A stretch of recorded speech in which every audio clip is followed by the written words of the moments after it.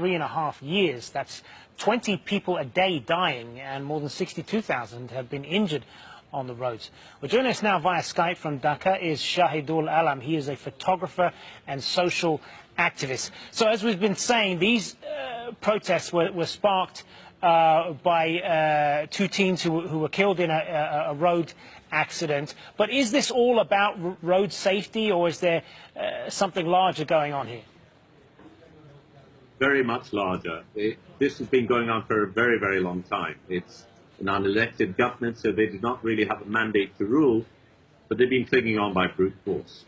The looting of the banks, the gagging of the media. You mentioned just now that mobile internet is currently switched off.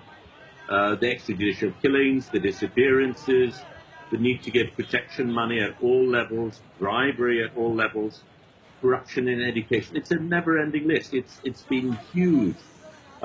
So it really is that pent-up energy, emotion, anger that has been let loose. This particular incident, sad as it is really the valve that allowed things to go through.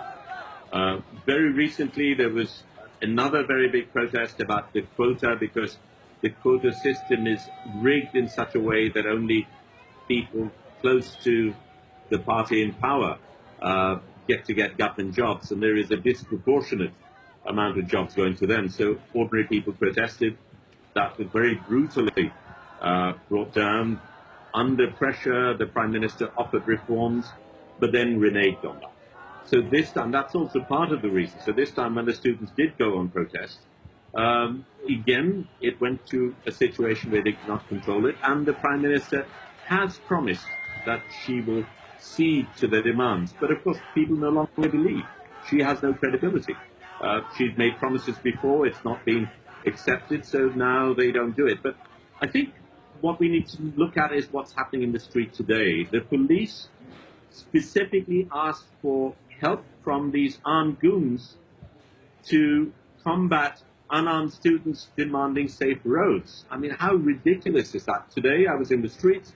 There are people with machetes in their hands chasing unarmed students, and the police are standing by watching it happen. In some cases, they're actually helping it out. I mean, I've been under, this morning there was tear gassing, and I saw the police ganging up, trying to catch these unarmed students, whereas these armed goons who are going out wielding sticks and machetes are walking past, and they're just standing by. So where do you think things are going to go from here? Because these protests appear to have spread across the country quite spontaneously and without any kind of central leadership here. This is part of the challenge that the government is dealing with. In that this is so grassroots in the way that it has spread.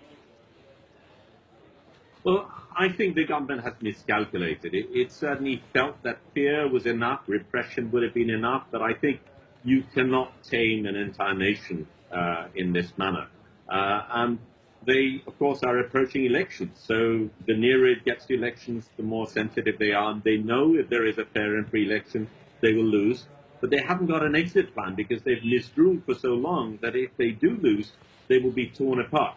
So they have to hang on by any means, and that's exactly what they're doing. They're clinging on using the entire might of the system, plus the armed goons at their disposal. Good to speak with you. Shahidul Alam joining us there from Dhaka. Well, our correspondent Tanveer Chowdhury joins us now from